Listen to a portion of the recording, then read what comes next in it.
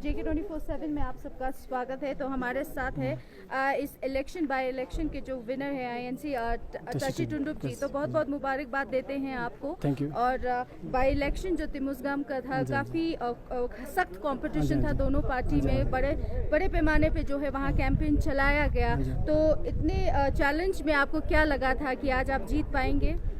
जीतने का उम्मीद तो था, मगर इतना ज़्यादा मार्जिन से नहीं था जी। मैं अपना गांव वाले तिमुज़गाम दोनों के गांव वालों को शुक्रिया अदा करना चाहता हूँ, क्योंकि उन्होंने मेरे पर इतना भरोसा करके इतना मार्जिन से मुझे जिताया।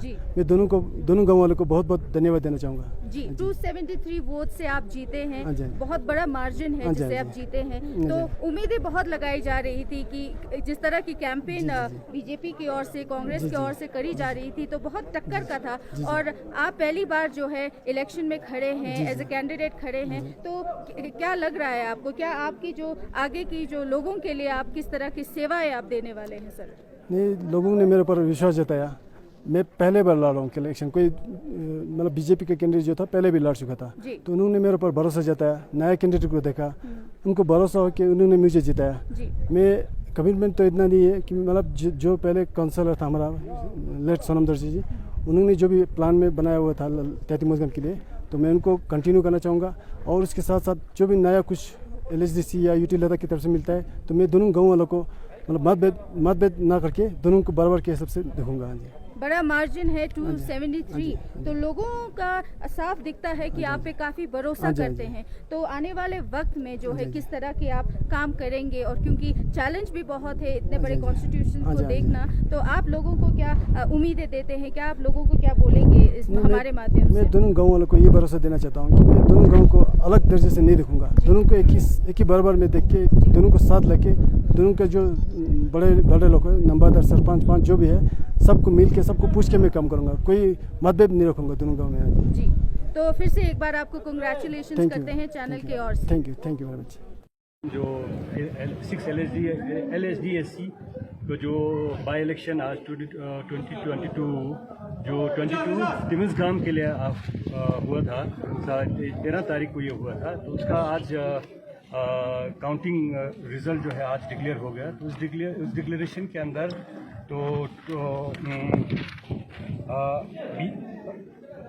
टशी टुंडुप INC को जो है 861 वैलिड वोट मिले हैं, तो दोरजे नमग्याल को 588 वोट मिले हैं।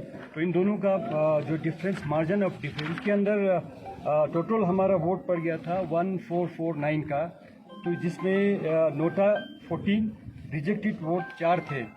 तो ओवरऑल जो डिफरेंस है, जो मार्जिन रहा, वो 273 से INC टशी नमग्याल को डिक्लेयर किया गया है। सर, ओवरऑल इलेक्शन प्रोसेस कैसा रहा? कोई कंप्लेन वगैरह आ गया इलेक्शन के दौरान? ऐसा कुछ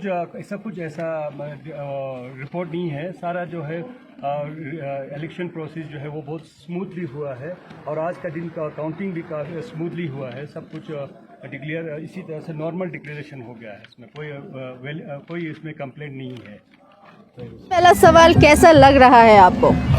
बहुत अच्छा लग रहा है। इतनी बड़ी जीत मिली, उम्मीद नहीं था इतना बड़े मार्जिन से हम जीतेंगे, लेकिन जिस तरह बीजेपी को उन्होंने धूल में मिलाया, मज़ा आ गया जी सुन के, देख के। जी ये भी सुनने में आया काफ़ी तगड़ा कैंपेन किया है कांग्रेस की ओर से भी, बीजेपी की ओर से भी, तो काफ़ी मुश्किल नज़र आ रहा था, काफ़ी टक्कर का था, तो फिर भी जो है कांग्रेस इतने बड़े मार्जिन से आज तिमुज़गाम कॉन्स्टिट्यूशन को जीतते हैं, तो आप क्या कहेंगे उस पर?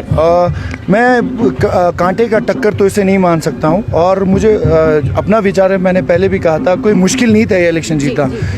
क्यों मुश्किल नहीं था? क्योंकि बीजेपी पूरा झूठ और अफवाह पे बुनियाद है, उनकी बुनियाद जो है झूठ और अफवाह है, और अफवाह का पैर नहीं होता है, चलता है थोड़ी देर के लिए लेकिन वो क्या कहते हैं, सस्टेन नहीं रह सकता है। तो जिस तरह बीजेपी ने आप देखिए उर्बिस में जो ब्रिज पहले इनोग्रेट हुआ था वो फिर से इनोग्रेट कर रहे, हिप्टी को इससे पहले इनोग्रेट फिर कर रहे हैं, तो दो बार किसी ब्रिज को या रोड को, और वो भी जिन कांग्रेस ने जो बनाया उनको अपना क्रेडिट दे रहे हैं। तो ये झूठ तो आम लोग देख सकते हैं आसानी से। और जिस तरह उन्होंने कांग्रेस के नहीं, लद्दाख के बहुत बड़े लीडर को ऐसे ही बदनाम करने की कोशिश की, तो लोग समझते हैं यहाँ तिमेसगांग वो गांव है जहाँ शाम में शायद one of the first government school जहाँ इस्टेब्लिश किया था वो तिंगमोगंग है। तो इतने सारे एजुकेटेड लोग वहाँ बैठे, बड़े बड़े ओहदों पे बैठे हुए लोग हैं। तो ये बीजेपी के छोटे मोटे लोगों के झूठ पे वो भरोसा करने नहीं है, ये तो हमें पहले से ही पता था। तो मैं ये नहीं मानता हूँ कि ये कांटे का टक्कर था, लेकिन इतना भी उम्मीद नहीं था कि बीजेपी को धूल चढ़ा दे। तो ये थोड़ा सरप्राइजिंग पैकेज था, so I am very happy for that.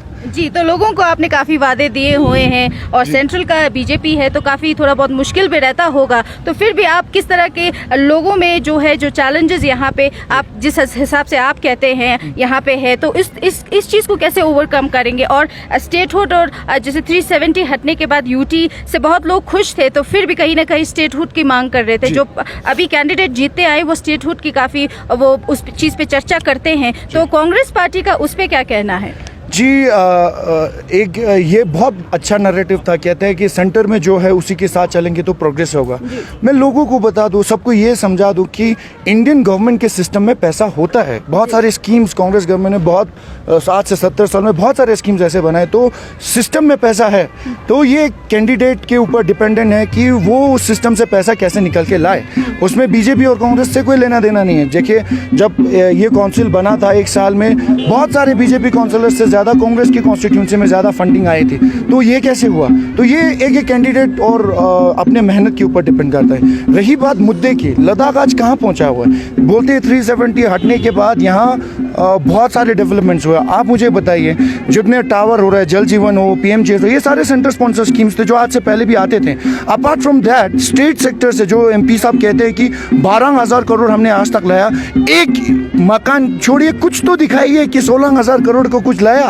रिक्जिन जोरा जी ने 200 कुछ करोड़ का लाया था। मार्केट को देखिए, आप लेक टाउन को देखिए, कितना डेवलप हुआ था।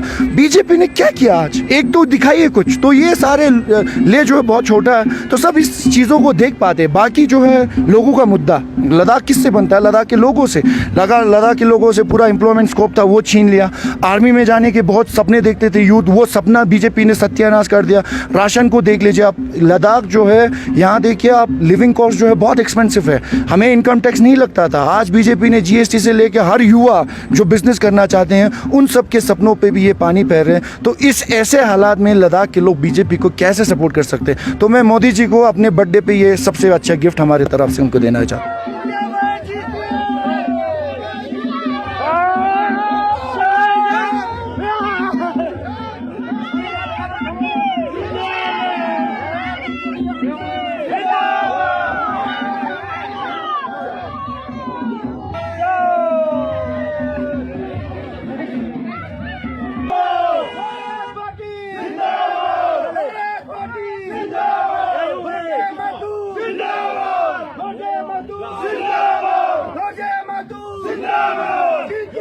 जिंदाबाद